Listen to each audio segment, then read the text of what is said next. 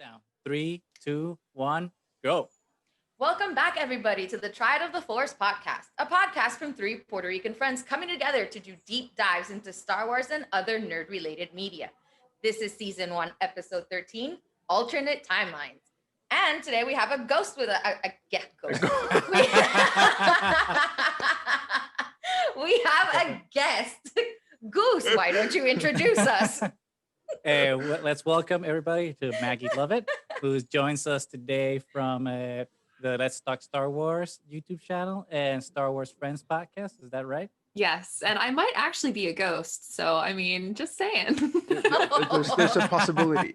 There is. I could be a Force ghost. Yes. Good to Our know. first Force ghost.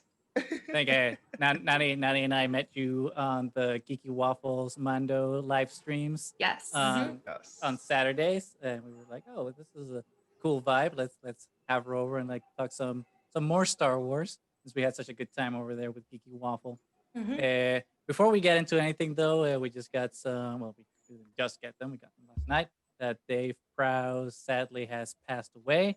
For everyone who doesn't know, Dave Prowse was the body actor for Darth Vader in the original trilogy. I think he passed away at 85. Mhm. Wow. So in the UK, I think he was living in. So we just want to extend our condolences to his family and all the fans that really looked up to him, because I think he also did like a bunch of other stuff besides Star Wars. He was in some really fun commercials for crossing the street for kids. I forget what the name of his character was for that, but he was a not just an evil and imposing presence in Star Wars, but also a very good guy and very good guy and humble. So our hearts go out to him. Having said that, why don't we get to know our guest a little bit here? So Maggie, we wanted to talk to you a little bit before going to like our main topic. Why don't you tell us a little bit about yourself and your backgrounds, like what you do? Let's go in. I am a little bit of everything. So my background is in acting. I'm a screen actor. I joined the Guild 2 years ago now. Congratulations. Cool. Thank you. It was very cool. I've been very fortunate to work on some really cool projects, one of which comes out on Christmas Day on HBO Max. Nice. But, yes, maybe. We'll keep an eye out for it. But because of COVID this year, I kind of changed the course of my life a little bit, and I got into entertainment journalism, and I've been very fortunate to be working in that now for 9 months. Have interviewed some really cool people, including like Emily Swallow from The Mandalorian. So that's been really cool, and just being able to like write about Star Wars has just been like a really cool like change in my life, because Star Wars has been part of my life for 20 years. So. Which is a great segue. I guess the next question was going to be like, what was your story with Star Wars? How did you get into it? When did you first see it? Like, what's your love affair with it? So I consider myself a prequel trilogy child. My dad took me to see it when I was 6 years old on opening weekend, and I was prepared to be like bored, because I was like, oh, I have to like go see a movie with my dad. It's probably gonna be some like boring movie, because like he likes watching like Independence Day like way too much, and I am so bored with that movie. So like that was like my frame of reference, was like, no. And then I sat down and I was just like, I love this. Like everything about this. Qui-Gon Jinn, I don't think I have ever cried over a character's death more than I have over Qui-Gon Jinn. And I was like, I've only known this man for 45 minutes. He means the world to me. Yeah. And then like from I there, sympathize. yes, like, and then from there, I was like, I read all of the Legends books, the expanded universe, and like anxiously waited for Attack of the Clones and Revenge of the Sith, and watching the original trilogy. And it's just like inherently part of who I am now. That's awesome. Yeah. Interesting. Like- That's always something fun, especially like now after having started this podcast and talking with a bunch of different people. It's kind of seeing how everyone's entry point into the Yes. saga is different, because from my point of view, everyone does it's the naive way of thinking about it, right? Everyone does it the same way you did it. It's just like, you saw the original trilogy, and then you saw the prequels, etc., etc. Yes, it's always fun to hear when someone their entry point was a different a different way of doing it. Yeah. Well, Sorry. Mo. oh, Maggie, what character would you say you consider the most close to your heart? Oh, That's a tough one. that is a tough one. Yeah, I It always throw the changes. Yeah. you had It the best changes. words. It changes. Well, how about top 2 to 3, if you feel that if that helps. Cassian Andor. Okay. Okay. Diego Luna. Yes, Diego Luna. Currently, Din Djarin has like really taken like a big place in my heart, just because I like how that character is being like, Yeah. So Latinos, basically. and then Ben Solo. Okay. Okay, but Adam Driver. Okay. Yes, Mhm. I find characters with engaging backstories and typically like traumatic backstories are like really Mhm. interesting, and that was like Rogue One's my favorite Star Wars movie, and so I love Nice. the potential for what we're going to learn about Cassian Andor and like how he came up in this environment. Oh, awesome. Piggybacking into like the whole favorite characters thing, then considering that Rogue One then is like your favorite film, how would you rank ranking is always a fun question, right? How would you rank like the sagas? Like, are you the trilogies? Are you more? You said you got into the prequels first, but is that still like your top trilogy, or are you more into the sequels or the originals? Like, how are you trending? Are you pre Oh, Disney or post Disney? I think I would take the middle film from each of the 3 trilogies. So I'm an Empire Strikes Back, an Attack of the Clones, and a Last Jedi fan. Like those are my 3 films that if they're on TV, like I'm gonna watch them. They're gonna be the one I hit on Disney Plus. Yeah. Interesting. But Okay. I like Star Wars. I like all of them. Oh, Yeah. Yeah. And like you were saying before, sometimes it changes. Like depending on where you are in your life, you'll relate to maybe a movie more than to another characters as well. Yeah. So absolutely. that's what's great about Star Wars. Like depending on when you watch it, you'll get something new from it. Yeah, and I mean, I've met people who like hated the prequels when they were kids, but now that they're older, they see the merits in certain parts of it, and they're like, oh, Yeah. I relate to that now. Yeah. So it's interesting, like growing up with Star Wars. Mhm. Well, I think that's interesting because I think, in a way, hating the prequels was kind of a fashionable thing. It was. That you were supposed to hate them because when I saw Phantom Menace growing up, I loved it. Attack of the Clones growing up, I loved it. But then you start getting into high school and getting older and like seeing all the hate around it. It's just like, oh well, no, Empire is They're bad. the best.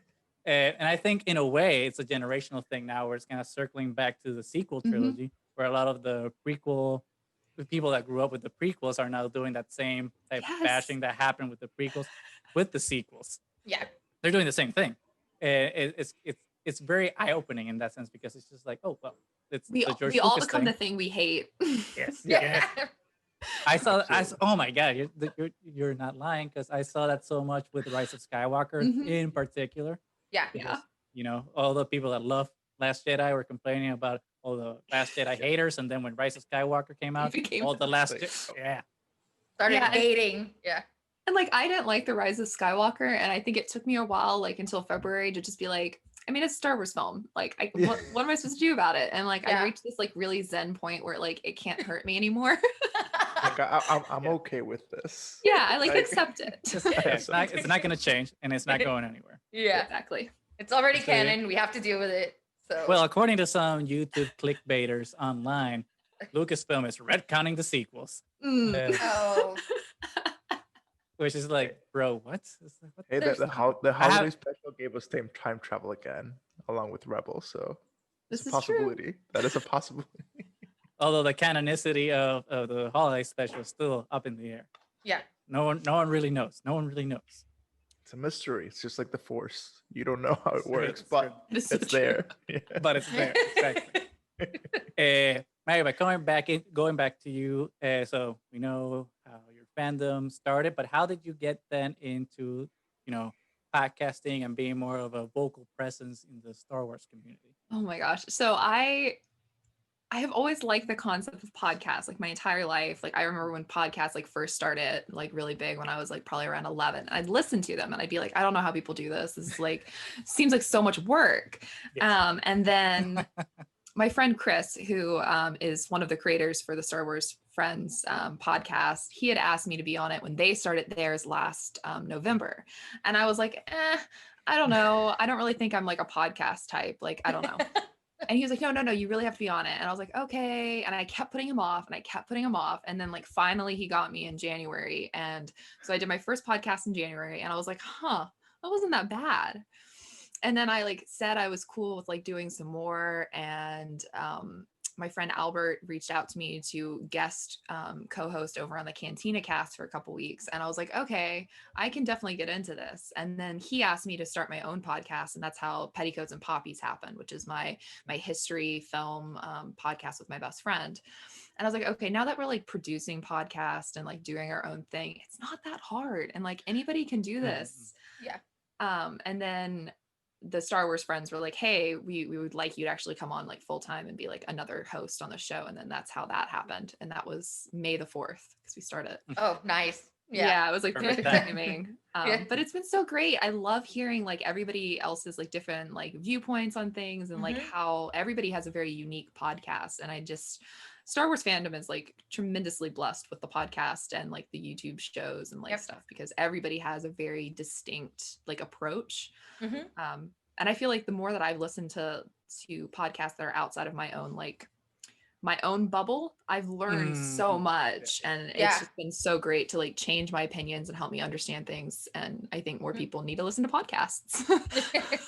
I mean, to that point, I think it's a slippery slope. And I mean, you tell me, always. because like, because I mean, you obviously want to, when I say you, I mean the royal you, want to like go out of your comfort zone and see something different, right? But there's always like these fringes. Yes, that fringe have people. that have some, and we've called them out here on our channel, Fandom Menace specifically. They're just like on avoid their podcast. Yes, always like on this edge of just a bit toxicity and negativity. So it's always like odd to venture out because you always it's a double-edged sword. Yes, keep it positive and constructive, but there's people take this. I mean, obviously we take it seriously because we're all doing this, but some people go hard in like making it personal. Yeah, I always say to like constructively approach it. Like if you have criticism, try to find a constructive way and not like a burn everything. Right? Yeah, because you can learn as well. That's the beauty. Like as long as you both do it on a very open basis, like everybody can learn. Like that's the beauty of it. Yeah. And it's definitely not about changing people's minds necessarily about what they like or don't like. It's just about like accepting why someone likes something else and seeing the merits of it. Because like, I mean, sorry, but like, I'm not the biggest Attack of the Clones fan, but I can understand why other people like it. And I can appreciate the themes and concepts behind it and just be like, hey, we can be at peace. Didn't at one point, Goose, you actually removed it from your box set of the prequels? No, I've never removed it from my box set. I never did that. No. I feel like at one point years ago you did. That's fake news. We have to put like a fake news alert on this. Those are alternative facts. That era is over. Okay, the election's over. There's no more fake news anymore. It was a question. I'm sorry. I really thought you did years ago. No. At some point when you were really hating on it. And if I did, maybe I just purged that memory now that I'm trying to be positive and constructive. Oh God. Embarrassing. How could you claim something like this? I love you. Okay, we've all done it before. Yeah. There are moments of intense hate when you are, then you have to internalize it and become accepting of it, like we were talking a little bit earlier about Rise. Rise was I felt that, hard. It was tough. I mean, we've talked about it before, and Maggie, I want to definitely hear your opinion before going into the main topic, which is directly tied to Rise. But like I remember when I saw it, I did the mistake of going into Star Wars leaks on Reddit. Oh no! And reading the leaks, thinking like, well, I mean, some of this might be true, but there's no way. Refreshing every day. Every 2 hours at work. Every 2 hours. Yes. That's the advantage of having a desk job. You can just refresh Reddit all day. Oh yeah. But I never thought that those leaks were going to be true. And all of a sudden, like I'm watching the movie, and like when I was reading the leaks, I'm like, this is just not good. And I just remember watching the movie and being like, oh, so now this is and then like when the Han Solo scene happened, I'm like, okay, if this happened, all the leaks are I true. know. And just like that's the first time I ever left a Star Wars movie sad. Like I just left the movie theater. I was just like, that's just like not Heartbroken. like no bueno. I did not enjoy it. Although I did go to see it a second time in 4DX, and that definitely improved my experience. Oh. But Yeah, still. I saw all those leaks and I remember having like the most like sinking feeling. I had just got back from Disney World. And so I'd been in Galaxy's Edge for like a week and I was like Super excited. I was so excited. I'd taken pictures of like all Yes. the posters. I'd bought shirts. I'd bought ball caps. I was like so into it. I was so ready. I was like, they would never kill Ben Solo. They're selling all this merch with him on it. I was like so like sure of myself, even though deep down that Burger King commercial had happened in Germany and I felt this like fear. Mm-hmm. Do you guys know about the like, do you No. know? Oh, okay. So Alright. Burger King Germany ran an ad using all of the leaks from Reddit, Really? thinking that it was fake allegedly. Oh no. And it spoiled everything from Ben's death to Han returning to like everything. And it was a global ad campaign on YouTube. But I didn't know it Really? was based on the leaks. I thought it was actual No, things that because Burger King figured out. Lucasfilm had no idea. They were like super Wow. confused. I remember So they- Matt Martin tweeted and was like, no, like that there's no leaks on Reddit. And it was like, Martin from the story group. yeah. Okay. Yeah, Matt Martin. And So basically they did it as like a joke, thinking that the leaks were fake news, and then it turned out to be true. Oh Yeah. no. How appropriate to It was happen like- in the era of Trump. I was like, that's how Star Wars ended. Burger King and leaked the that's whole how- thing. That's how Star Wars ends, with Burger King leaks. I can Burger imagine King. Natalie Wow. Portman doing a dramatic take on that. Oh, so yeah. That is just so horrible. I had no idea that happened. Yeah, but now I want to look for it. I'm gonna like, It's special. It's still on YouTube somewhere. Wow. Probably. It's Yeah. special.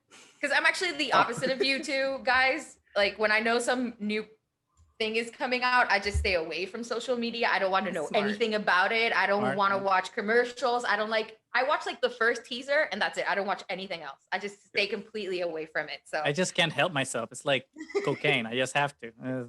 see, Yeah, I'm usually like Nani, but Goose got me on that train that time. It was like, You got me on the train. I didn't know jack shit about Reddit until you showed me Reddit. Oh, Reddit. You showed me Reddit. And I'm like, I'm in the rabbit hole now, and I can't escape. which I avoided making an account for the longest time, and then I'm like, Goose, just admit it to yourself. You're on Reddit. Just embrace it and make an account. Especially We for all Star have Wars one. Celebration. Yeah. Like Star Wars Celebration, a Reddit account is a must. It Yes. really is. Because I remember Moe and I. Maggie, did you go to Celebration Chicago? No, but my friends do. My friends went. So Because Moe and I were at Celebration Chicago, and we remember seeing that, the teaser trailer for Rise of Skywalker, and seeing the Palpatine cackle there at the end, and then Ian McDermott coming out, and it was like, oh my god, there's no way this movie can suck. It's like J.J. Abrams, it did The Force Awakens. Force Awakens is great, so impossible. There's no way. But like looking at in retrospect, looking at it, like all the signs were there that the movie was not going to stick the landing. Yeah. Do you We think have- actually? I want your opinion on this, Maggie, now, because a lot of people, myself included, think that Rise of Skywalker was Disney backtracking on The Last Jedi, even though they haven't admitted as much. Do you think that Rise of Skywalker was reactionary, or do you think it was genuine? I do think it was reactionary. I think it was a lot of Disney reacting to the inflated, like, because we know a lot of the Last Jedi, like, hate online was done by trolls, essentially. Mhm. There's an academic paper that revealed that the majority of that was a Russian troll campaign. Oh, really? Yes. Really? It's a Wait, really what? fascinating. Somebody did like a really intense, it's like a 150-page thesis paper on it. wow, they actually did a Yeah. dissertation on this. And it Wow. was like why how why would Russians do this? I want to know. I need to know. I think it was to there continue. is 150. Yeah, I think it was like they essentially saw an opening to cause like discord in America, and they took the opportunity, and like it was a good distractionary like I don't remember what was going on like politically at the time, but it was a really good like distraction. Because it like heavily stayed in the news for so long. People 2017. It hated was the year after the election. Yeah. So I mean, it was like perfectly timed to like cause problems. But I do think it was Disney reacting to that and like trying to foresee how people would like things to happen and like obviously missing the mark with it. And like it seems too choppy in parts to have been like, I mean, Right. I have my opinions with J.J. Abrams. I'm not a huge fan from Star Trek. We'll get into that. Interesting. Yeah, but I don't think that he would have produced something that interesting without some outside sources changing things. Do you not like Star Trek because of Star Trek Into Darkness or because of Star Trek? I love Star Trek, so I'm a huge Trekkie. That Okay. was like, I went to a Okay. convention when I was 4 years old, my very first sci-fi convention. I have a whole Star Trek shrine in my room. Mhm. But You I can't did keep not it like in the Into same room Darkness. as the Star Wars stuff. It's It's right next to it. Like it's on a separate bookshelf, but not. Okay, there we go. It's So otherwise it separated. would just repel itself. Yes.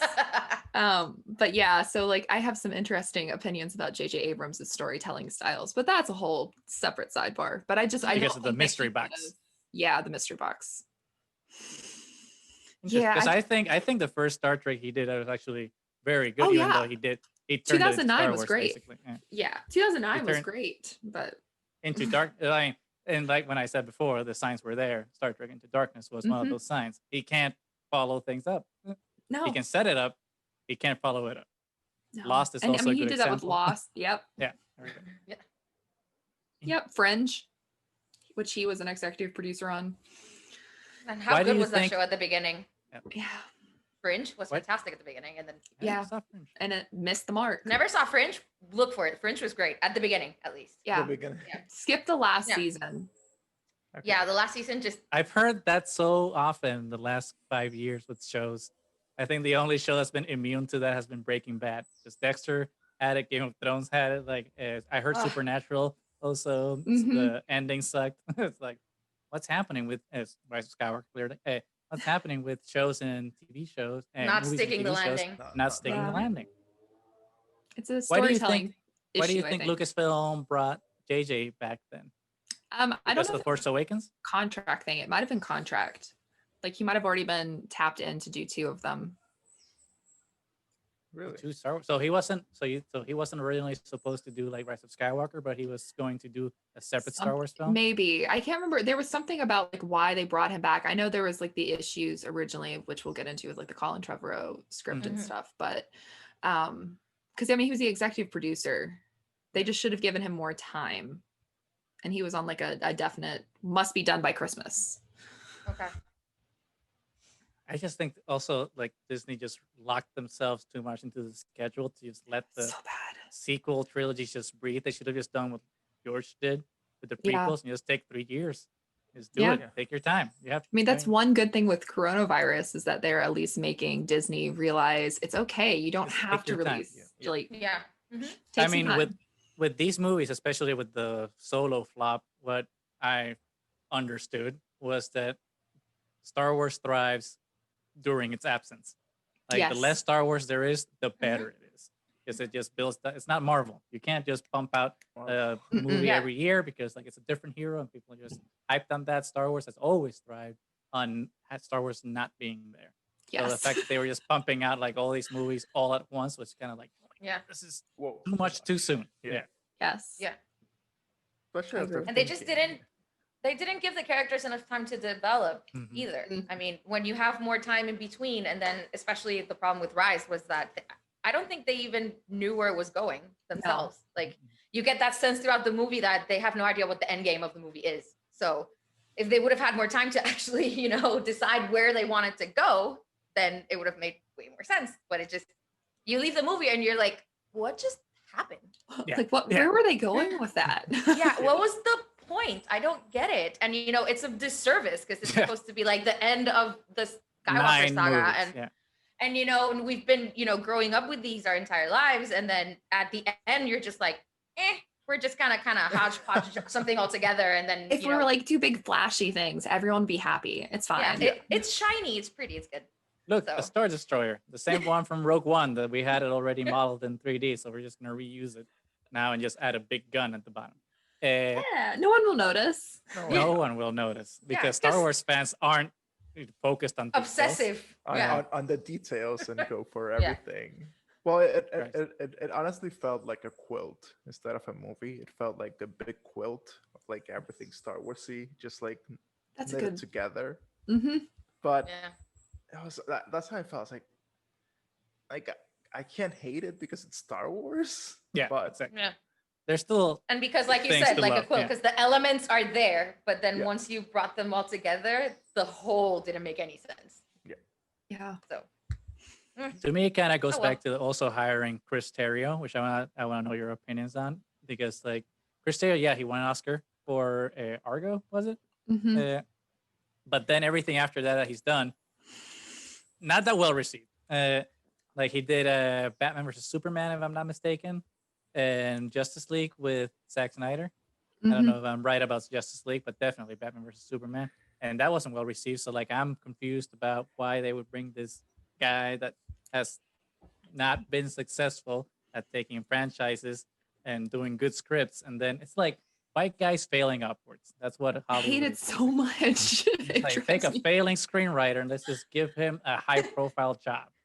And we And keep like seeing that again and again. so like- why couldn't they bring back Lawrence Kasdan? Do you know if there's like anything there? Like I why don't know. Chris Terrio?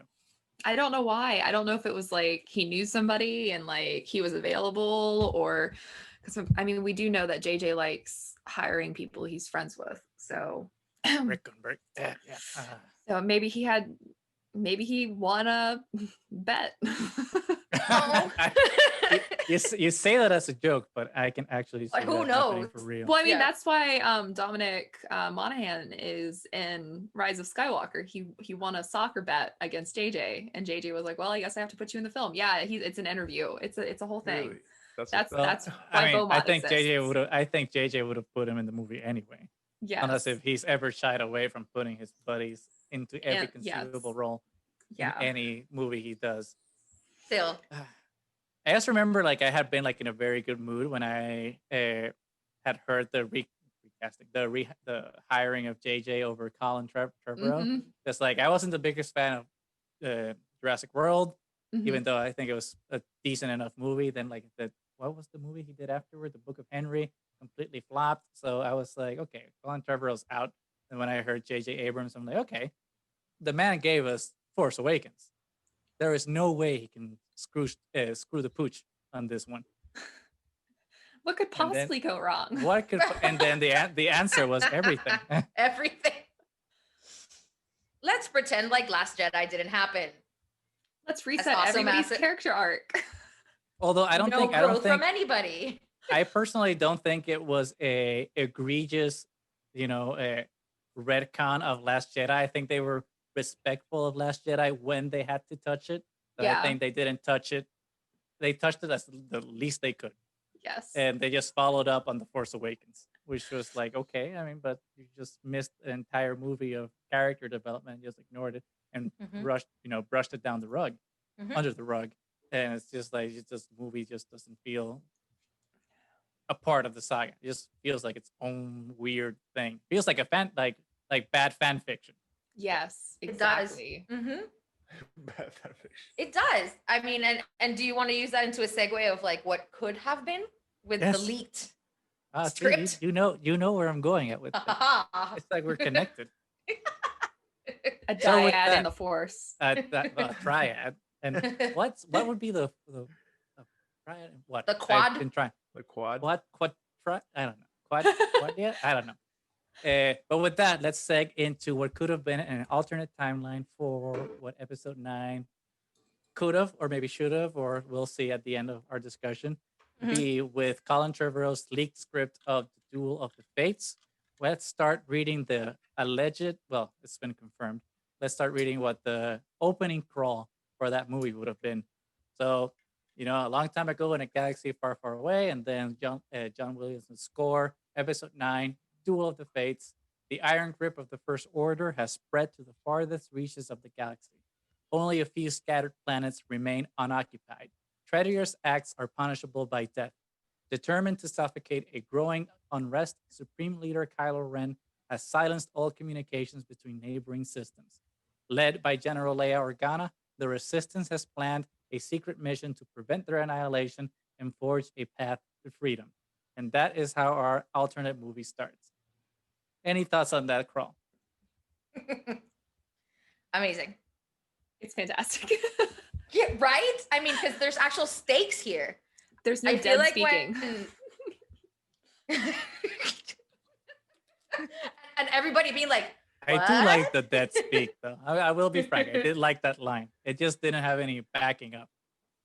It's Yeah. just like, okay, the dead speak. I think Ow. everybody was just, yeah, but I think everybody was just so The confused mental that even from chaos. the beginning, yeah, we were like, what is happening? We were so confused that we couldn't even understand what was happening in the story, and we didn't feel like we were a part of it. If you started this way, it makes so much more sense. Like there's an actual threat. The Kylo has really become, supreme leader, and he's, winning, and the resistance has been crushed again. I mean, it's real destruction. And then the whole idea of using miscommunication, like cutting off all communication, very effective. So you start in this like the rebels are losing, bad guys are winning, and then there's actual stakes here to this final movie. Yes. Why don't we go real quick for everyone that is listening, besides our parents, with the. I always like to make that joke. It always lands. At least with Nani.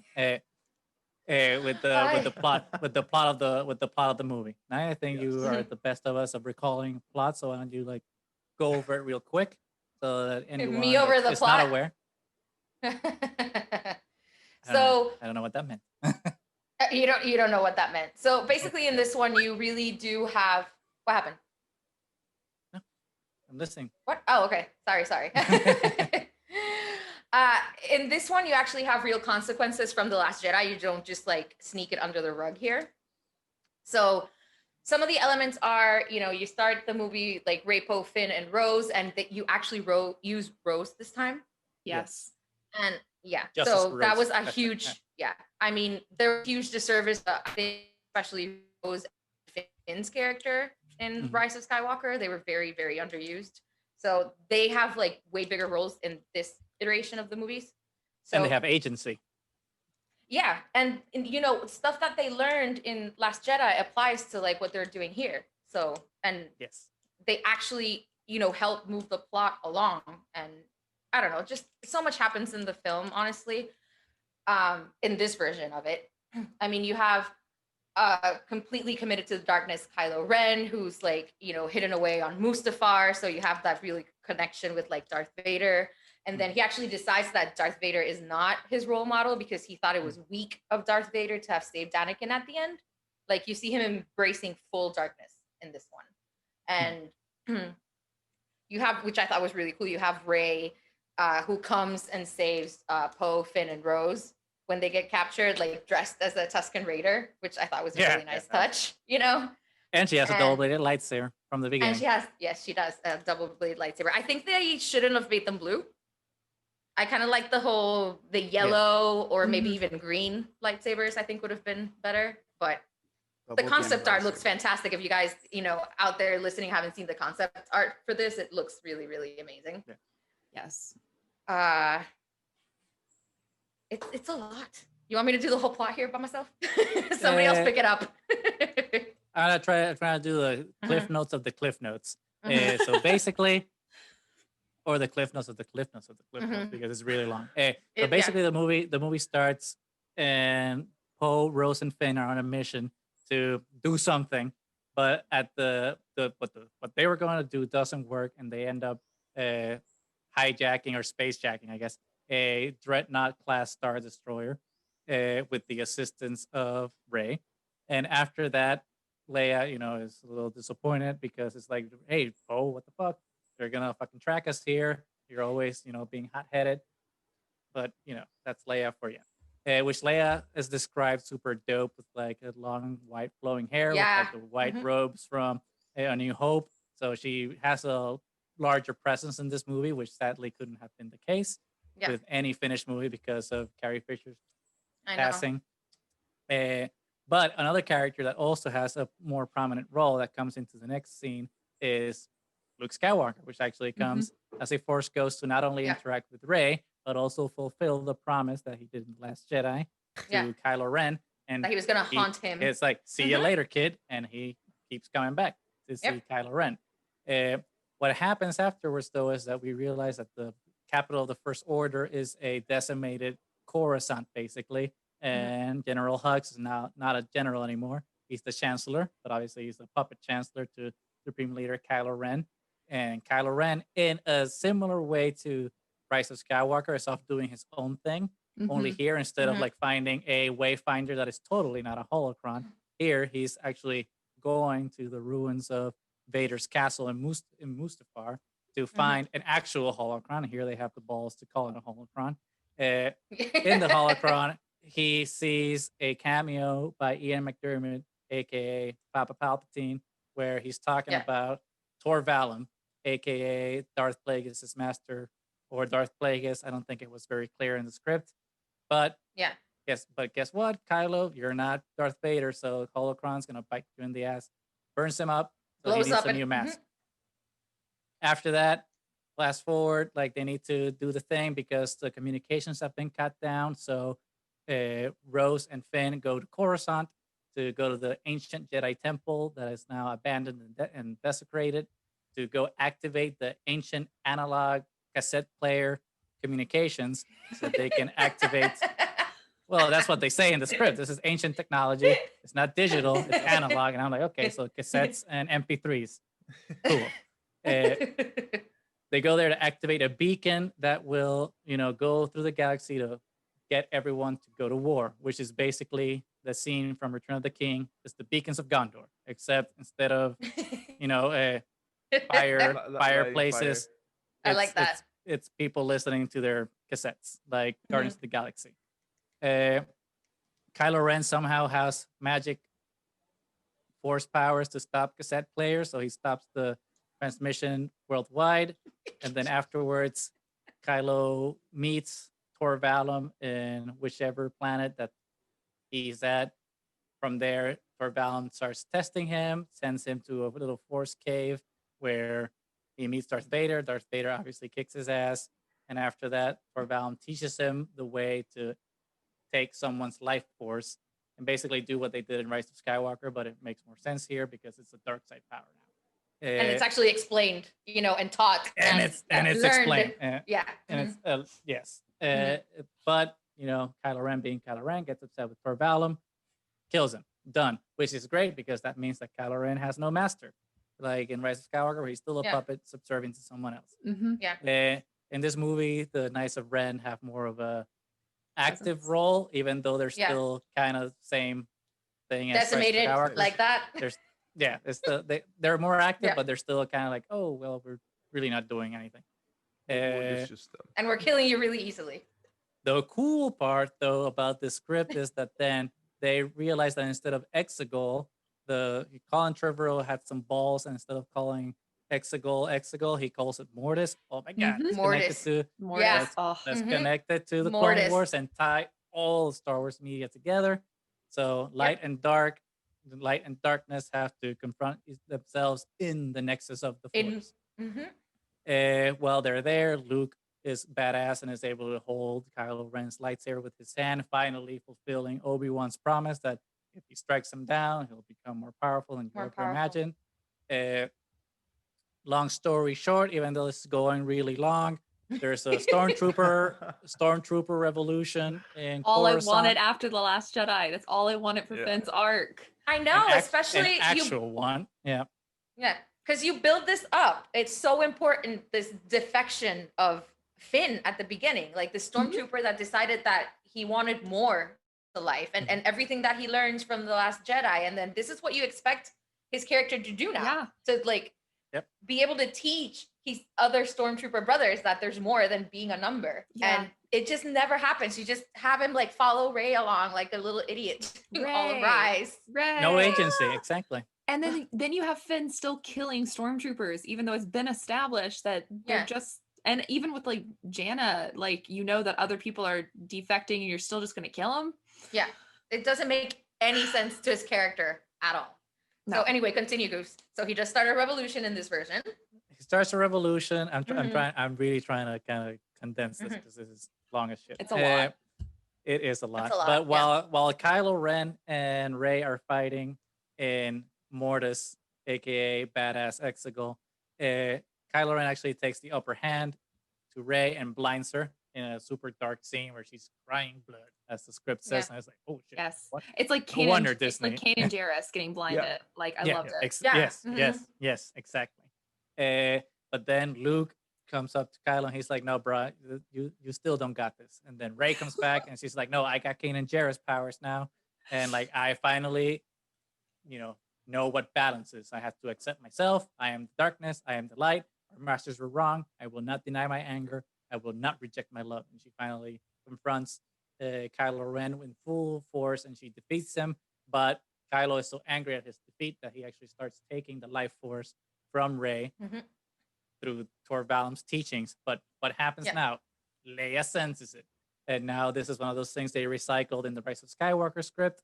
Leia Yeah. actually reaches out to Kylo Ren and it's like, bro, stop it. You're Ben. You're not Kylo. And Yeah. and Kylo's like, oh wait, I am Ben. Okay, and let's Rey go. But doing that, he has to kind of sacrifice himself to give back that life force, Yeah.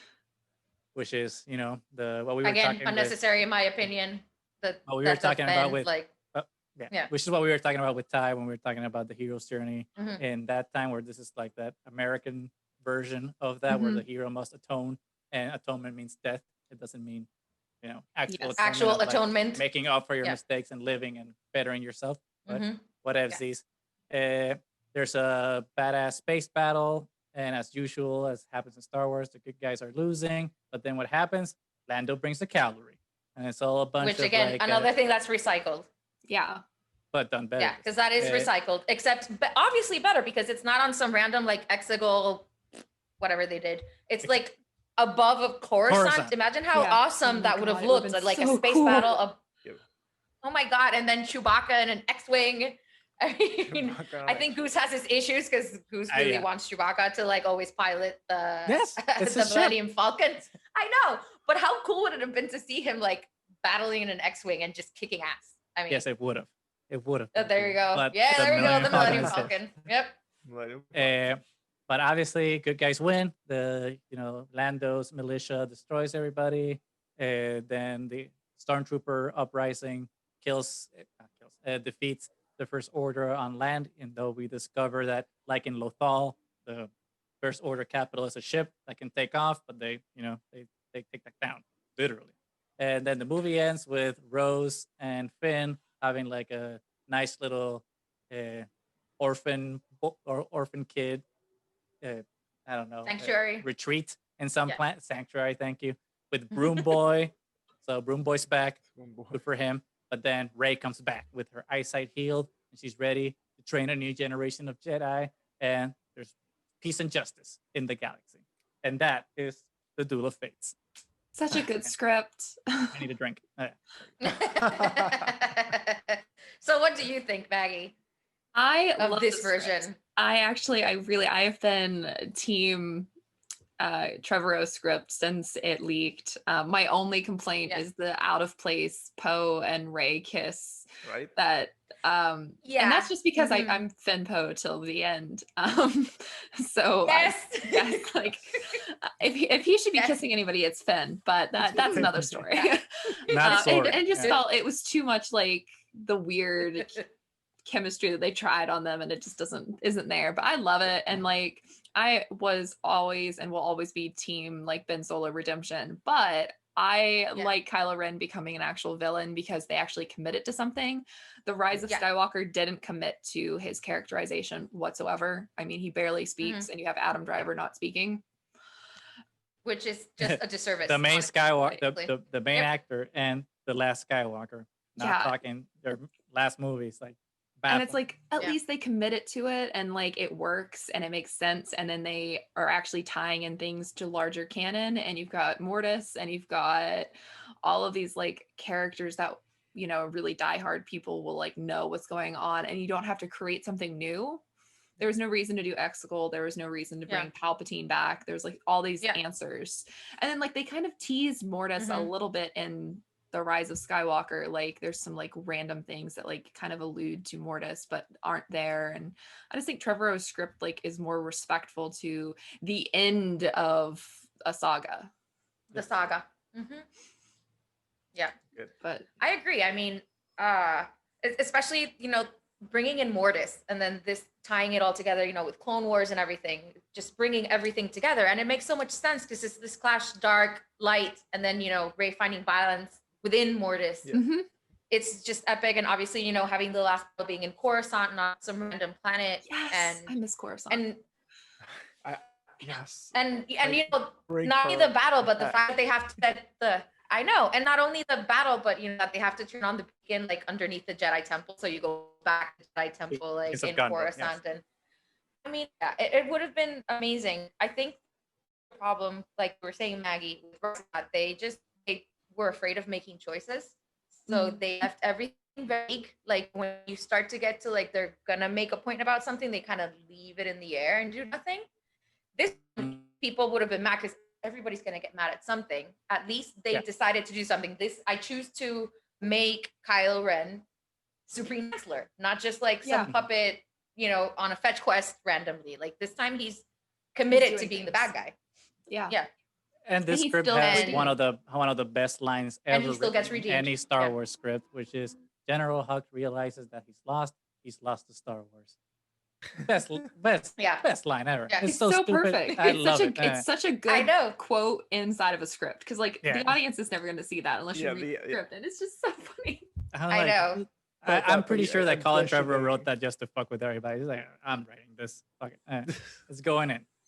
And then he does seppuku or whatever the Japanese version word is pronounced with the alleged lightsaber of Mace Windu.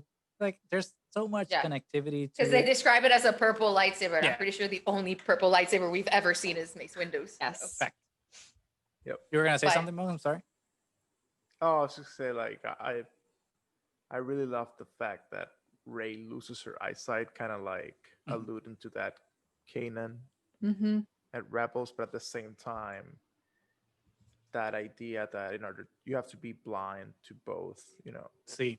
kind of like Lady Justice, you know, the blind kind of. That's how Rey turns out to be. So, I just love that symbolism and Yes. how more grounded it is to the story, and just which opens up what the Last Jedi did, which is how do we explore the Force, and Yes. Rey will be that character, the one that is able to wait. How does the light and the dark intermix? And I think this script did a lot that better than what we ever got on Rise. Because Well, on Rise was exactly. just It deals with what is balance actually, because no one actually ever really talks about what balance means, and this script actually goes out of its way to say like no, which means what everyone else always figured out, but no one says in the shows or the films. It's like no, balance means accepting the darkness within you. And the script goes out of its way. It's like, no, I have to accept. Literally, Rey says it in one of the lines. Yes. Like, I have to accept the darkness and the light.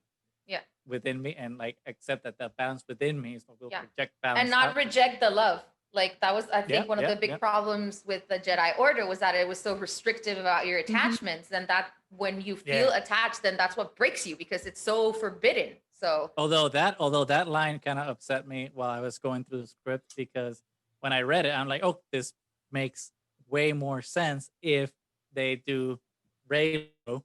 Yes. Because it doesn't make sense with Poe. It's just like, well, no.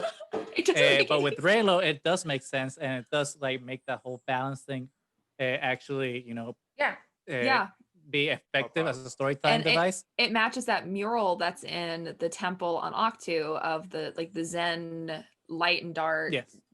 Yep. Yes. And especially at this point that Ben has not almost completely dark side and then needs like Rey to balance himself out, and she needs him to balance herself out as well. And that's how you kind of bring balance to the universe through both of them. That's I think how it would have worked better. I think it would have been better to have kept her blind as well. Yeah. You know, just like she senses the Force more by, Being blind. Yeah. So I think they should have kept that as well. Well, her blind with Kylo Ren alive, because then blind with then that balance. Ben sees, but works sees even more. Way. Yeah. The light, the son of darkness, and she's the light. It's like it just makes way more sense to have kept Kylo Ren alive. Ben Solo, sorry. Well, yes, because in this version, or she's maskless dying. Kylo Ren, as the in this version, marketing calls him. Maskless. In this version, she's dying because he sucked the Force out of her. Yeah. And I don't think he has to give his energy to her. He just has to give her back her energy. Yeah. And then he survives. And maybe as he gives it back, it's tinted a little bit more with darkness. So so she accepts it, and then they both survive, and then they both bring balance. And he's disfigured too. Yes. Yeah. Yes. And with the scars of the lightning, they smelt the Mandalorian steel Beskar into it. I think he would have looked badass. Oh my god! I think he would have looked great. Yeah. Like I read that, I'm like, is this like all of a sudden like vibranium from like Black Panther that like has magical healing abilities? Like okay. Picture her with like the Kanan Jarrus mask that he wore, and with Kylo and the Beskar just like scars. metal. Like what a power couple! I know. that would be amazing. That would be cool. And her with I'm surprised nobody's done fan art of that, because it's like such a look. Yeah. They will after this episode. Mark. There you go. One of the 5 people listening. Well, my mom is not good at doing art, but we'll find somebody. One of her friends, maybe. On the flip side, like what Maggie was saying, the Poe Rey thing was kind of weird. I think they were trying to go too much like Han Leia on that. Like they started to frame Poe more like a rogue Han kind of character, hanging out with her on the Millennium Falcon. But at the end of the day, it didn't make any sense to me. Like that just was like really weird. When I read that part, I was like, no. I mean, I can see why Colin Trevorrow would have done that, because there is that one scene at the end of Last Jedi where like Oscar Isaac and Daisy Ridley are like, hey. But it's like, okay, it was like one look, bro. You can't just take that in one movie. It's especially when you have like how many looks does Poe and Finn have? Like so many, and so many like hugs and so much chemistry between them from the beginning. Honestly, tenderness, right. Tenderness is the right word.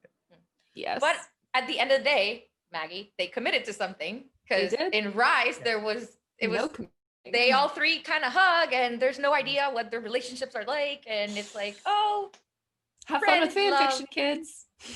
I mean, and there's also the thing of like and the macro of like Star Wars lore. I just appreciate how this script is like, hey, we're gonna directly connect to like all these other things from the Star Wars canon that the fans know about, but new fans will now learn through our movie. Like that's always pissed me off about the Wayfinder and Rise of Skywalker. Oh my god, it's a holocron. Let's call it a holocron. If if you're gonna call you called it a Wayfinder, and you still have to explain what it was. Yeah. So you could have just called it a holocron and explained what it was. And they were selling holocrons at Galaxy's Edge. People already learned what they were. They were on the shelves when I was in Galaxy's Edge 2 weeks before the Rise of Skywalker. So like I would have been traumatized if I would have been there and seen like all the amazing stuff that was coming, and then watched the movie and be like, I also think I had coronavirus, so I was very much like, I'd been really sick before the movie. Okay. So that doesn't help. No. The general mood. I came out of that movie and I was just like, well, I guess I can die now. That was bad. No. I guess I can die. This is the end. I can die. This is the end. I'm obviously already dead. I will say, speaking of death, there's gonna be an episode 10, so that's don't rush. Don't rush. But speaking of death, I really liked Hux's death. I liked him falling on the lightsaber and just being like, it's so much better than his like. If you were going to make him a turncoat, his death should have been more spectacular than just getting shot by fire, Peter, whatever. That general dude. It was like so anticlimactic, and again, like not committing. Just no, he should have been more like callous, I think. Even though like he didn't believe in being I did like that he wasn't a turncoat for the right reason. Yeah, because it's still playing in character. Yeah. I did appreciate that, but I still feel like they could have like, you know, make It was that a so bigger abrupt. plot point. There was no emotional stakes. Exactly. Yeah. Yeah. It's You just were like, oh, invested. we need someone that gives them the information. Oh, it's Hux, and now we got like this guy who just won an Oscar. I forgot his name. Sorry. So it's like, okay, let's just kill Richard Hux. Grant, right? Is that his name? That sounds right. That sounds probably right. That sounds, it's probably right. I'm just gonna double check it. Real Yes. quick. Well, and then if you look at the concept art for it, you see him like on the ground impaling himself, and Yes. through the window you see like the fall of Coruscant, basically, and it's Mhm. just that would have been so amazing. So really, everybody who hasn't looked at the concept art, it's insane. You have that one of Kylo Ren, like the ragged cape behind him, like stepping onto Mortis, and it's like cracked Mortis, and it's the visuals in it are so insane. The story makes way more sense. You feel more committed to what had happened in Last Jedi because you set up so many things in Last Jedi, and then you just don't follow through. Yeah. With Rise, and the script doesn't fall into like going into the familiar. I think like obviously there's like plot beats that are reminiscent of Return of the Jedi and other Star Wars films, but it's more like homages and reinterpretations of those things as opposed to like what Rise of Skywalker did, which is like, okay, here's a carbon copy of Return of the Jedi. Yeah. I don't know. I feel that tying back into that, that's something that Last Jedi was trying to do. It's like, okay, we're gonna tie into like the originals with like homages, but kind of do our own thing and branch out into a wider universe. Yep. And they were not only doing that in terms of like story beats, but I feel Last Jedi was also doing that in terms of like design and world building, because like all the worlds like Crate or Cantopite and everything that was new to Last Jedi was like new and alien and starting to get weird and going in that direction. But then when we go into Rise of Skywalker, it's all the same planets we've already seen before. We got Tatooine 3.0 in I forgot the name of the planet because it's a stupid planet anyway. We got Yavin 4 that looks exactly like Endor, and then we got Endor 2.5 because not 3.5 because it's kind of woody but kind of watery, Camino-esque. But it's like things we've already seen. Everything in Rise of Skywalker is like either a planet we've already seen, a plot beat we've already seen, either from the original trilogy or the sequel trilogy, and it's just like no innovation. Even Palpatine, which could have been like a super interesting villain to reinvent in how he comes back and is a menace to the story, it's just like does the exact same thing, quotes the same thing from Revenge of the Sith, and then just throws lightning and forgets to turn it off, which is always his biggest downfall. Like, turn off the lightning, Palpy. Just turn it off. That's all you need to do to win. Somebody unplug him. Yeah, exactly. Always, all three movies where he uses lightning, he forgets to turn it off, and that's what screws him over. Maybe Poppy probably missed that lesson that day. It's like, you know what? I don't have that was probably the day before he killed Darth Plagueis. Yes. Plagueis was, I'm gonna teach today Poppy the off switch. How to turn off lightning. Forgot about that. It's like crap. Well, terrible. But it's true. Yes. But Maggie, having seen Rise and read the script and whichever headcanon you might have, what will you have what will be your best like ending for Colin's script? I prefer, like, my biggest qualms about the Rise of Skywalker was Finn's storyline, Rose being erased, and some of the weird Poe backstory that was kind of like retroactively added. Like those I walked out of the Rise of Skywalker and I was so much madder about those three things than I was Ben dying. So I liked Colin's script because it seemed to respect those characters and see a future for them beyond what JJ saw for them. I feel like I don't know, JJ has an issue with storytelling of keeping characters very like surface level and not allowing them to grow, and I felt like Colin at least recognizes that these characters had motives, they had backstories, they had reasons to live and reasons to like grow as people, and that's part of why I like the script so much. And what will be your ideal? Like if you can mix everything together. I would take the good parts of Rey and Ben in the Rise of Skywalker. I don't know if I would keep the kiss because I didn't like how the kiss was orchestrated, but like them still acknowledging that there's something there between them with Colin's script, because I liked everything about Colin's script for characterization except for like the weird kiss. So if I could just like, if I could bring that the energy they were trying to create with Rey and Ben and then bring that into Colin's script, I think that would be like the perfect meshing of the two. And there was already a lot of great chemistry between Kylo and Rey established already in Last Jedi. So just play on that.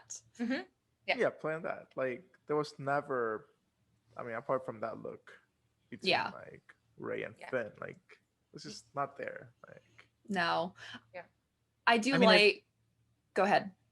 No, you keep going. I do like Finn and Rose more at the end of this, just because they did have that connection in The Last Jedi. So yet again, acknowledging The Last Jedi as like an actual film. And not something you just like overlook.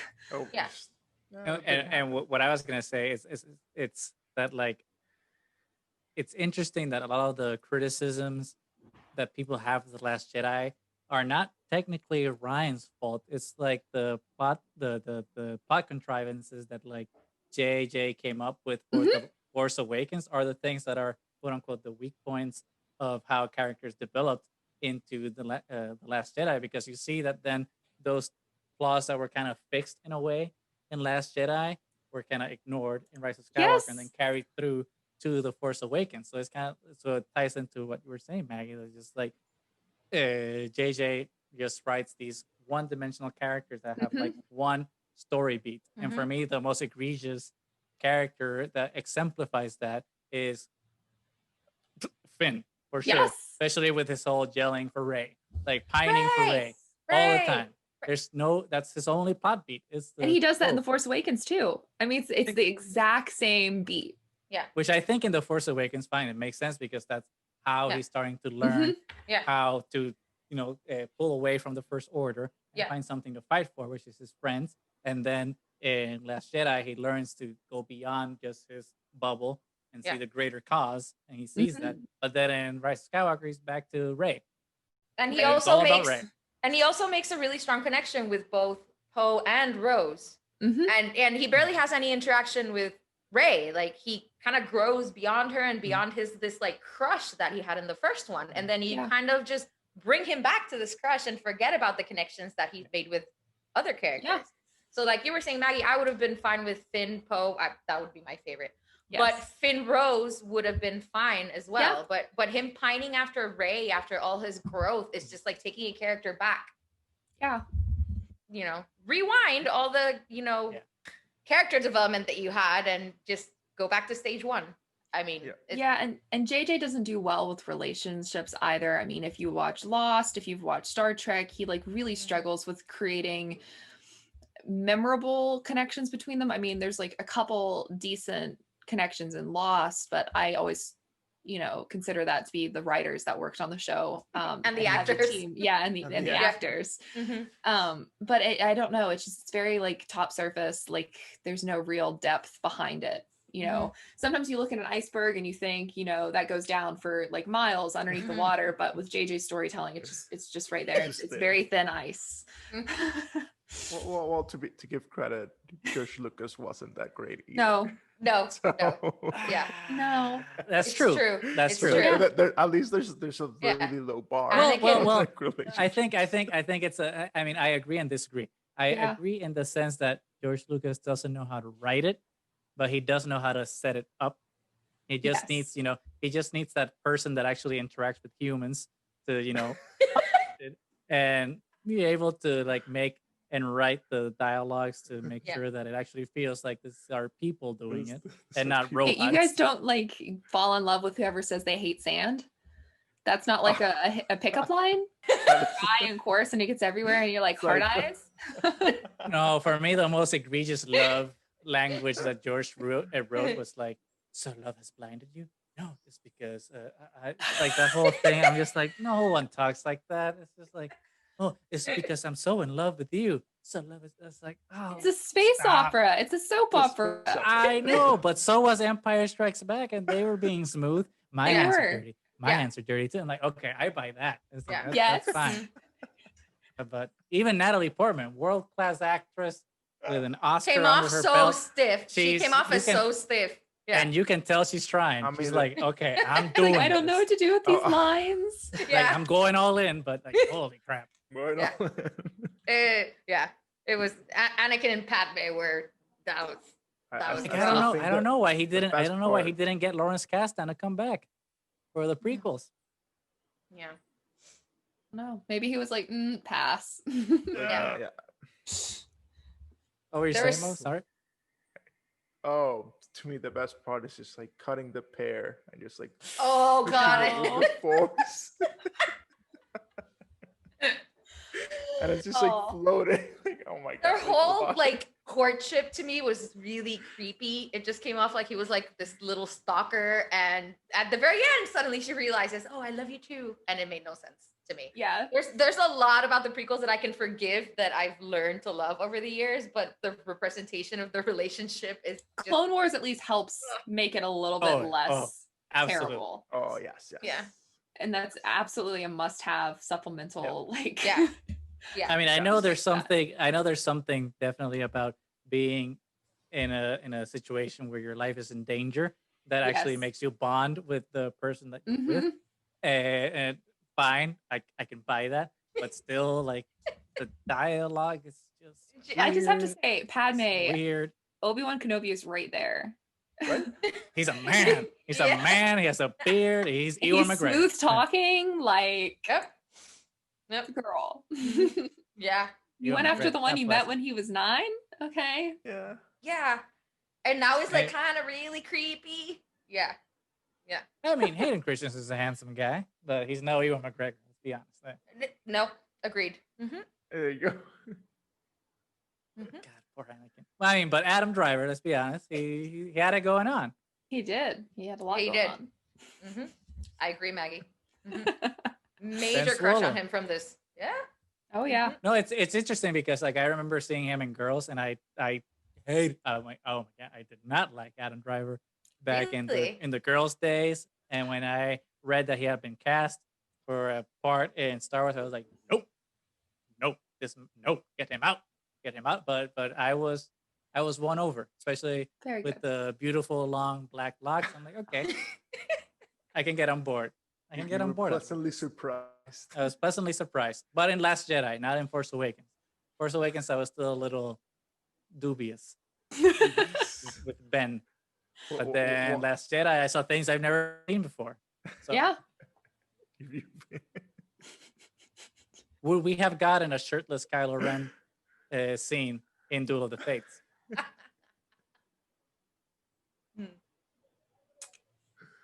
Maybe. Maybe. Who knows?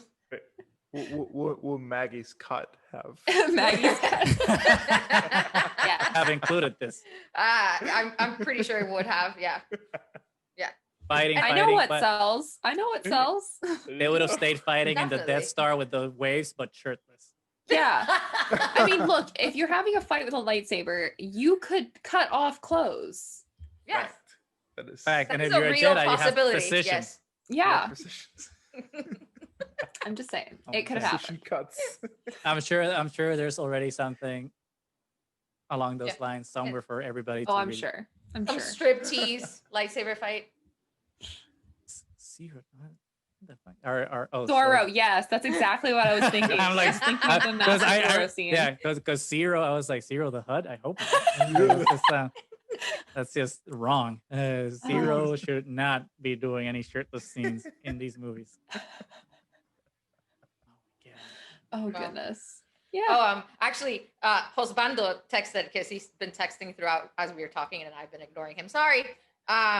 When we were talking about Rey and her blindness, he was like Toph from Avatar.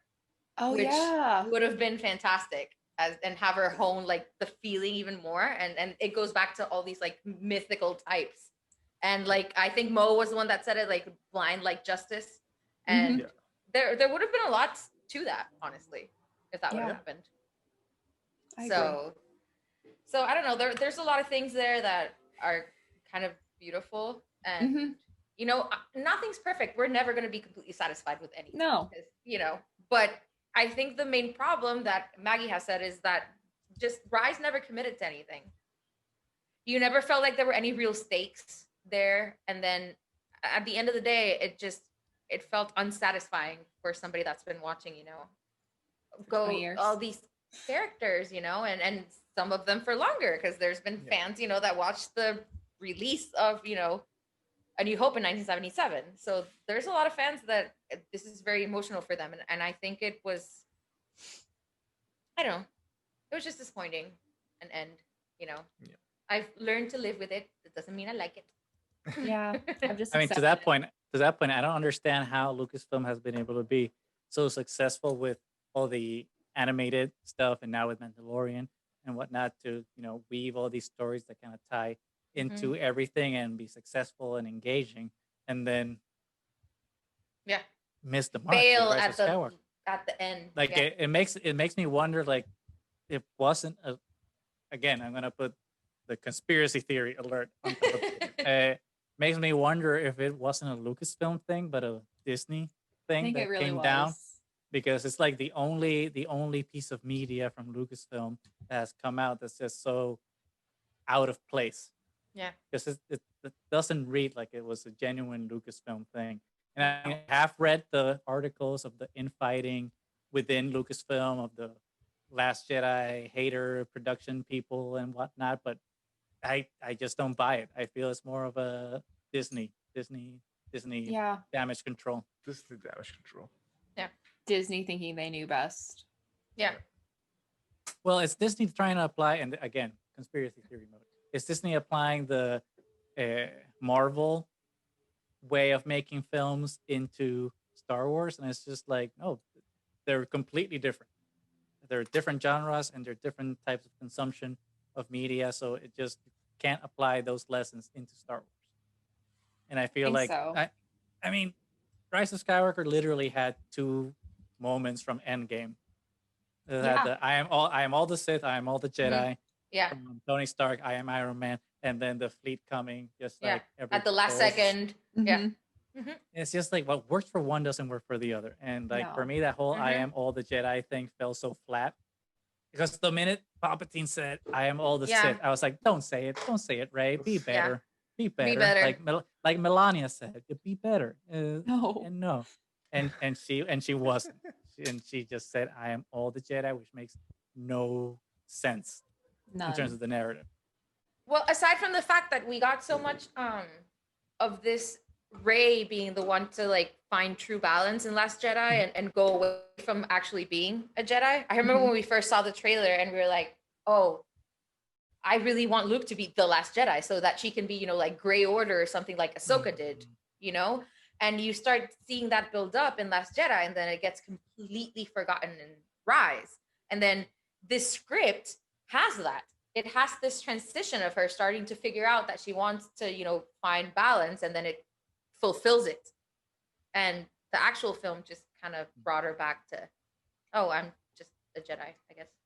Yeah. It's weird. It was very strange. It felt like so much was accomplished and you were breaking the mold. Like with Last Jedi, you're breaking the mold from a lot of other things, and you're still within the themes of Star Wars, but doing something new. And then Rise kind of undid all that progress, I think.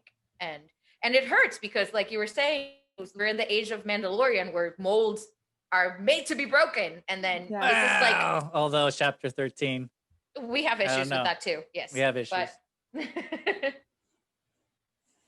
Which just as a small aside, just in case people don't watch our Mando reviews, Maggie, what did you think of chapter 13, the Jedi?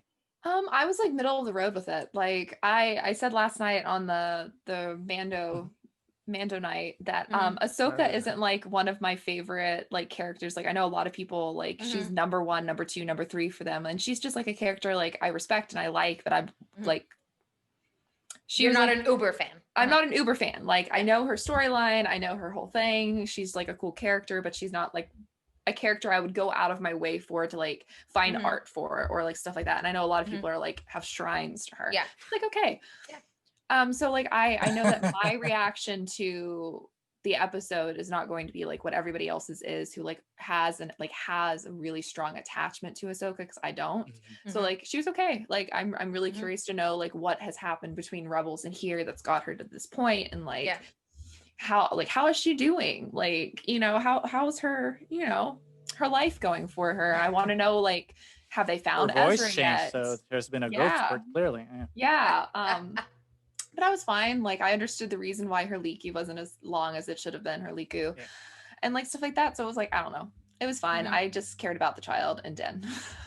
Do you feel that episode, since we were like on the topic of corporateness interfering with stories, do you feel that chapter 13 was a little too corporate-y No. as opposed to the other episodes? No, because I think when I started watching The Mandalorian, I expected that I would see other characters that Dave Filoni had a hand in creating, especially with trying to create this connectiveness between the comics and the cartoons and the books, and like they're definitely trying to bring this more like cohesive storyline into play. And so I expected to see Ahsoka, just like I expected to see Bo-Katan, and it makes sense because there are these characters that fit into the storyline. They fit into the Darksaber storyline. They fit into the Mandalorian storyline.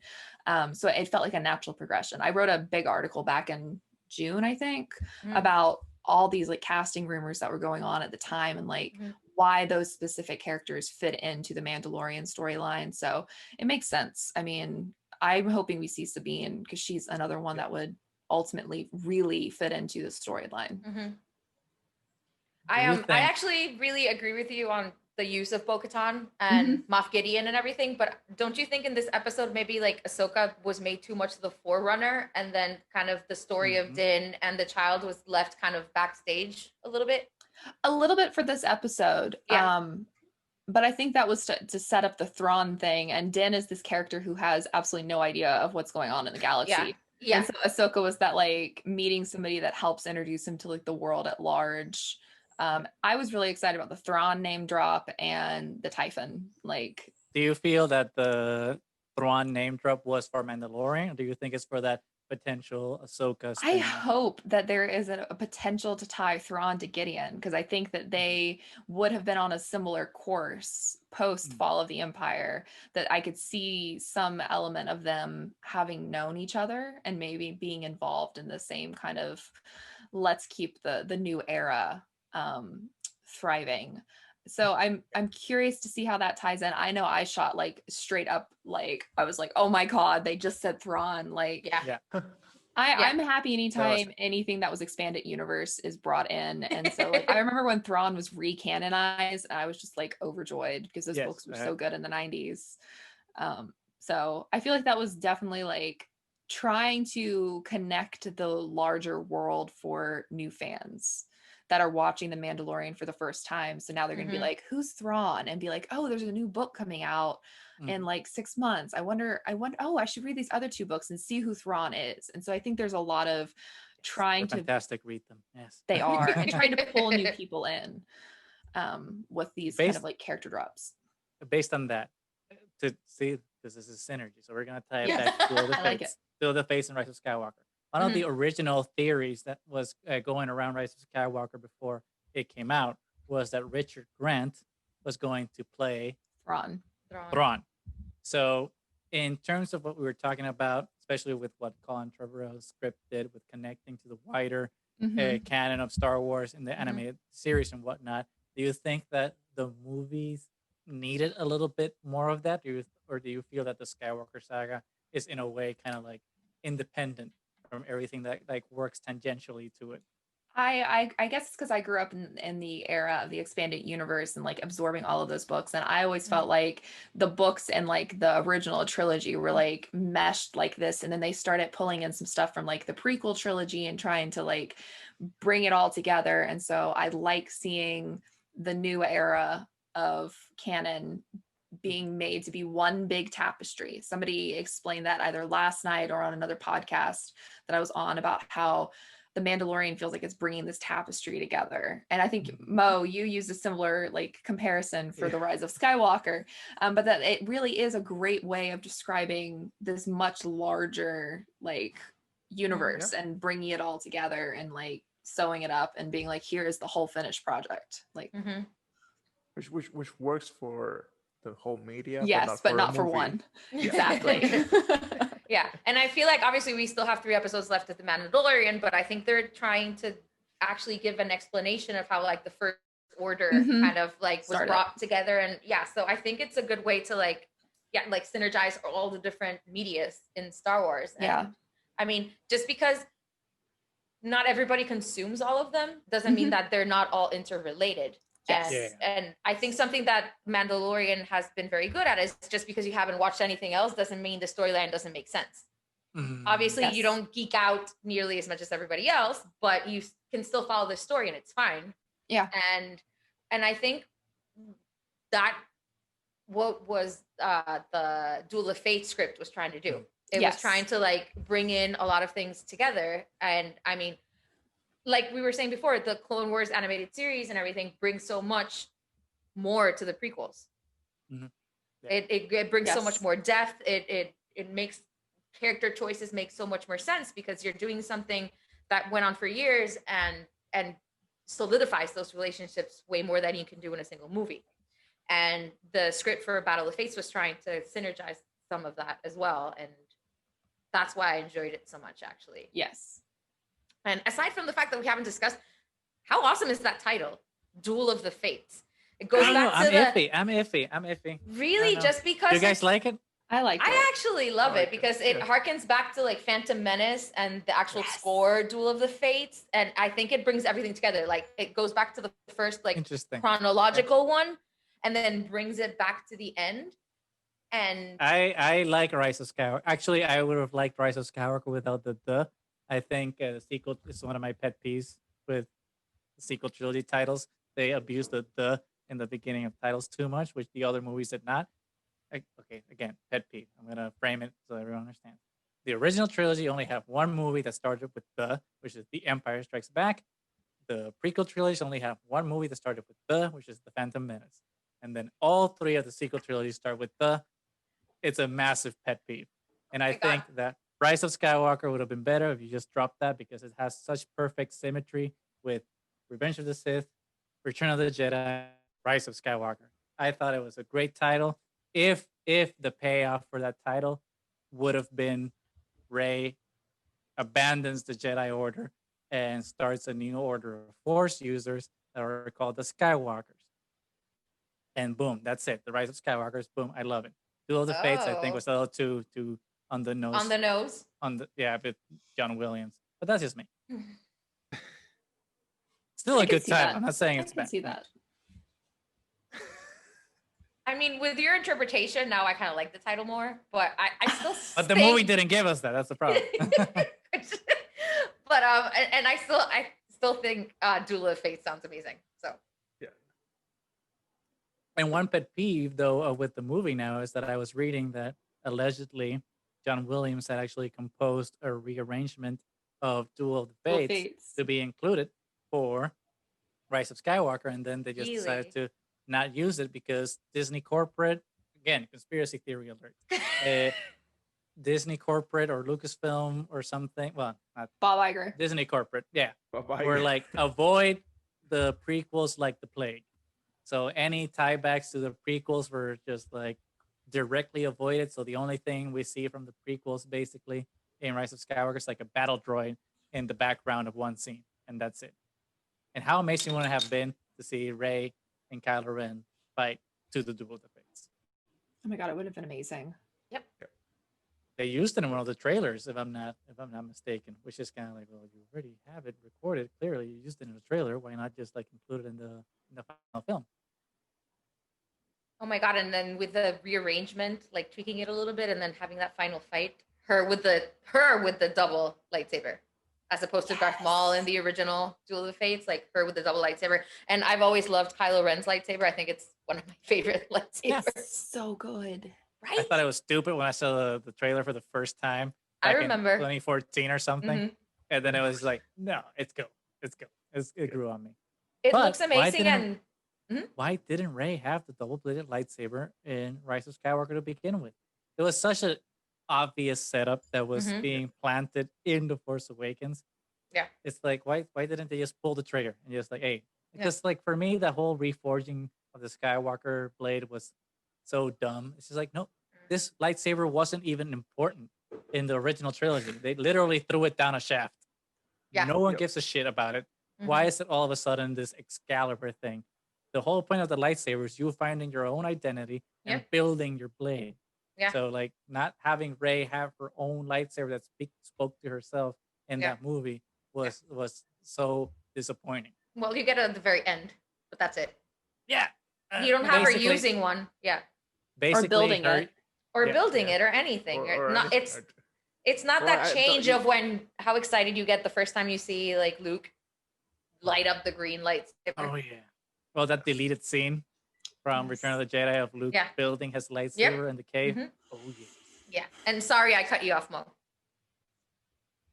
Oh, I was just gonna say like you can see like in the back at some point like a little bench going on, but that's the most you get.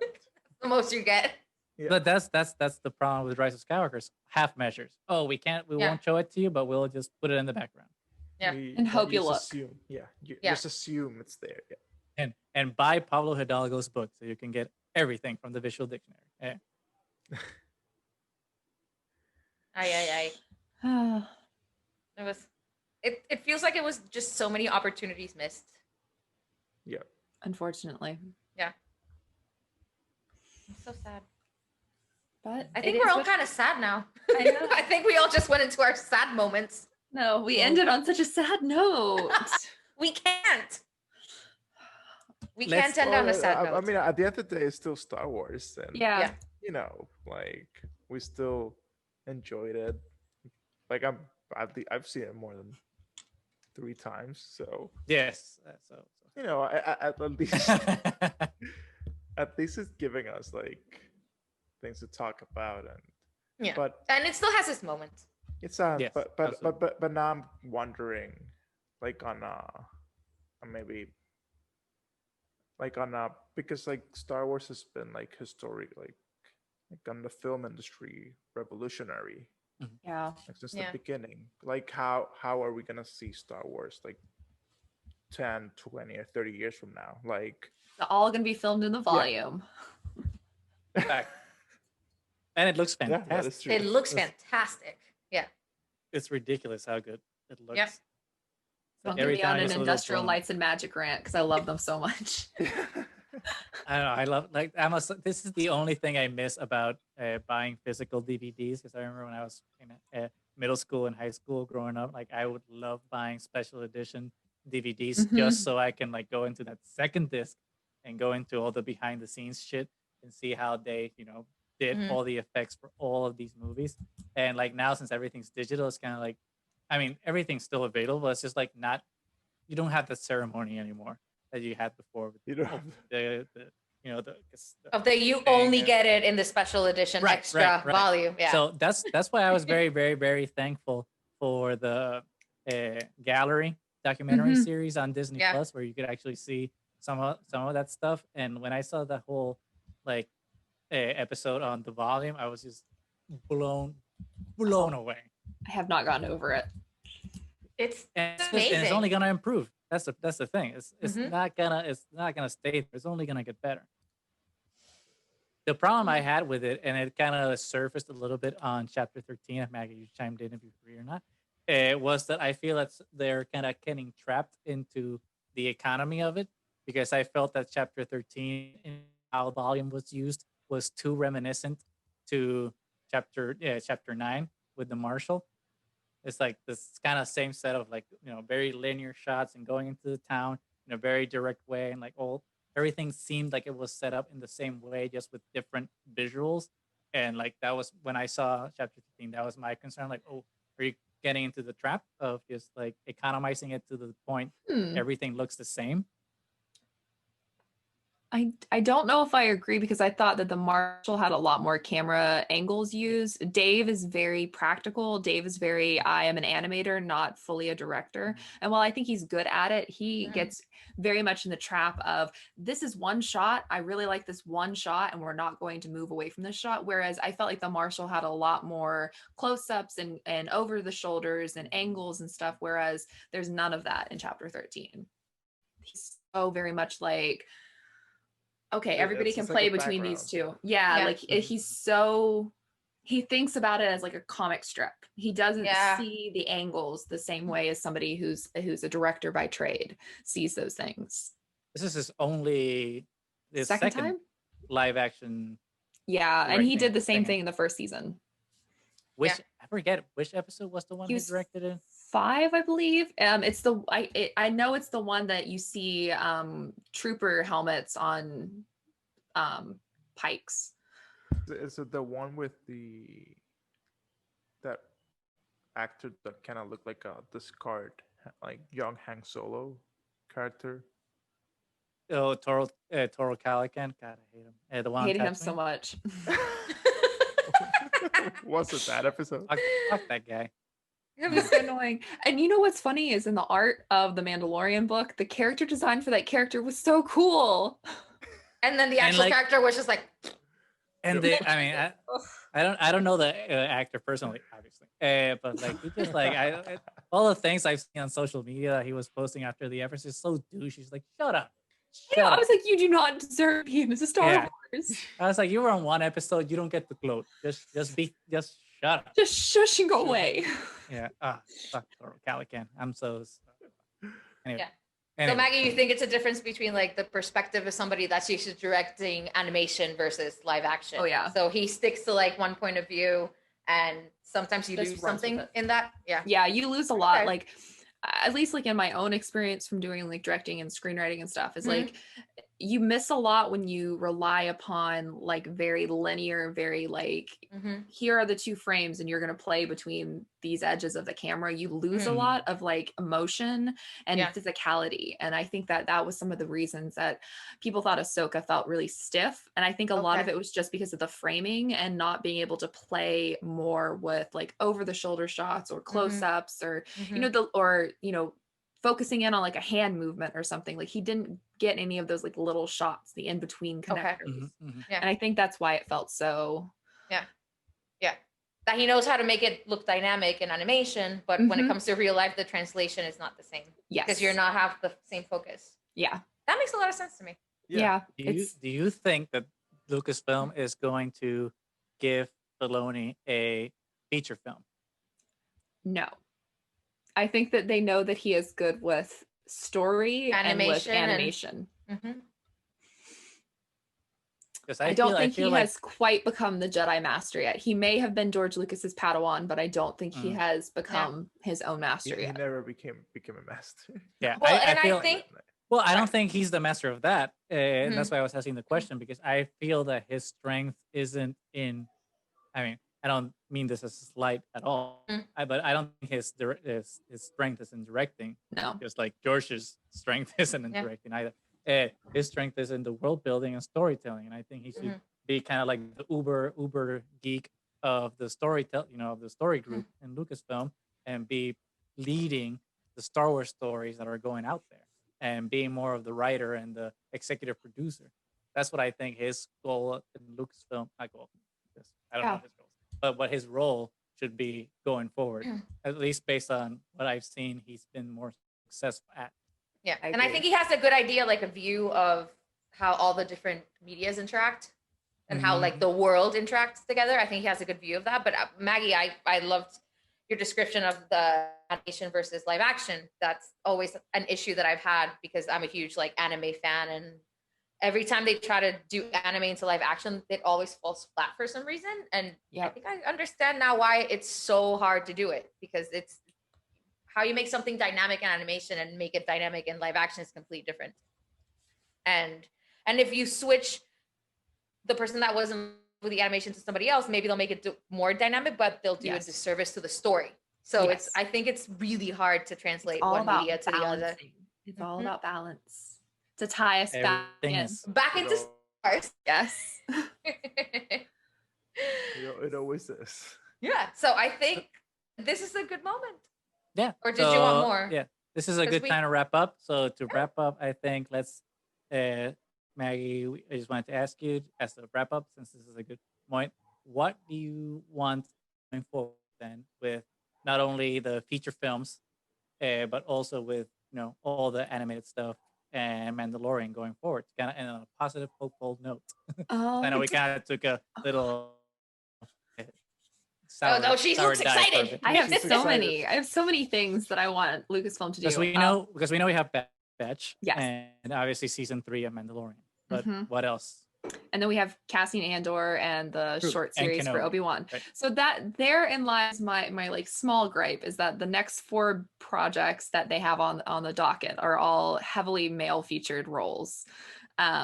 And so I would really like to see Lucasfilm have like a female led series about, I mean, it could be one of the characters we've already met, Yeah. or it could be a new Sabine and Ahsoka animation, something like that. Because I feel like, well, there are some really fantastic female characters in these, medias, front and center. Let's bring that to the forefront. So that's really where I would like to see Lucasfilm go. But I am really excited to see what they do with Bad Batch. Just because I do like the clones, and I didn't like the Bad Batch episodes in the Clone Wars, but the concept has grown on me.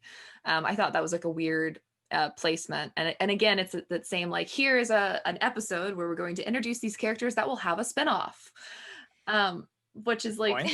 their backdoor, and Yeah. so like that's what I'm excited for. I'm most excited for the Cassian Andor series because I cannot wait to see what they do with his backstory, and they need to jump on it because Diego Luna is not getting any younger, and he is now but they got the Disney de-aging technology. So he's like 5 years older than he was when they filmed Rogue One, and he's Yeah. he still playing looks like, amazing. If I look my God. like A he younger does at his version age, of him. Yeah. But he still looks amazing, yeah. yeah. Mhm. But I want to see more of that, so Yeah. that's what I'm excited for. And then like Obi-Wan, but yeah, I'm really excited. I think Lucasfilm has like good head on their shoulders, and I think they have some really cool things in the works. Do you think they're going to stay focused on live action, or do you think I hope so. I really hope keep they it focus pretty on balanced? Disney Plus is a really good place for them right now. I Yep. don't think cinema is coming back anytime soon. At least not cinema how we know it. I think we'll probably get more like Draft House style, like sit down, spaced out, like going into it, and that's not going to reap the same amount of financial rewards for larger high budget things. But I do think the volume will revolutionize a lot of things for filmmaking, because they won't have to pay for location fees, and they won't have to send people to foreign countries. They can do all of that B-roll stuff and then bring it back home and save so much money. So I do see a future there, at least for some Star Wars films. But I don't think they're going to do films for a while. I think they're going to focus on Disney Plus and that sweet spot. So you think that the Ryan Johnson trilogy is I don't think it's dead. I think they'll find a way to bring that home on Disney Plus. Because I always wonder about that, since they kind of took that big hostile corporate action against Ryan Johnson. That's why I don't like getting baited into what the rumors say, but like, for me, it seems pretty like the writing's kind of there, that it's not. The only maybe reason not I think not is because he had such a big success with Knives Out, Knives and Out. then with Knives Out 2 being in the works. I think that they definitely see him as a well-respected director and writer, and I think that there's a future there, but I just think films are dying in the back burner for now. Yeah. Yep. And And maybe I we'll think- see like a limited series, the Ryan Johnson Yeah, a series. Ryan Johnson limited series, a Rose Oh. Well, story. and what you were saying, I think, Ooh. No, That'll be a good. Murder oh my She God, a Wrote Rose Ryan story Johnson would be version. great. Yeah. Because And I think Moe and great together. Maggie, both of you, oh yeah, they would be great together. But I think both of you guys mentioned Moe and Maggie, that sometimes, the heart grows fonder when you step away from Star Wars for a little bit. So it is a good opportunity to like step away from the films and like reintegrate a new saga of films. Yeah. So staying away from it, I think, doesn't do it a disservice. Exactly. And then as you were saying as well, Maggie, now it's like the whole film industry is being reimagined. So rough. yeah, I mean, some theaters are open, but people aren't going because it's No. not safe. So, you know, Yeah, I haven't been to everything's movies getting in reimagined. over 6 months, so it's kind of like, oh. Yeah. But with So, that, I looking think forward to it, though. that's a good point to kind of wrap up. I think our main discussion and like call it an episode. I think it was a good This one. was awesome. Thank you so much for Yeah. having me. No, Thank thank you. you Well, for coming. Thank you for No, thank you for coming, Maggie. You were awesome. Tell us where we can find you. You can find me on Twitter at Maggie of the Town and over on YouTube at youtube.com/C/Let's Talk About Star Wars. Awesome. Cool. Well, follow Maggie, everybody.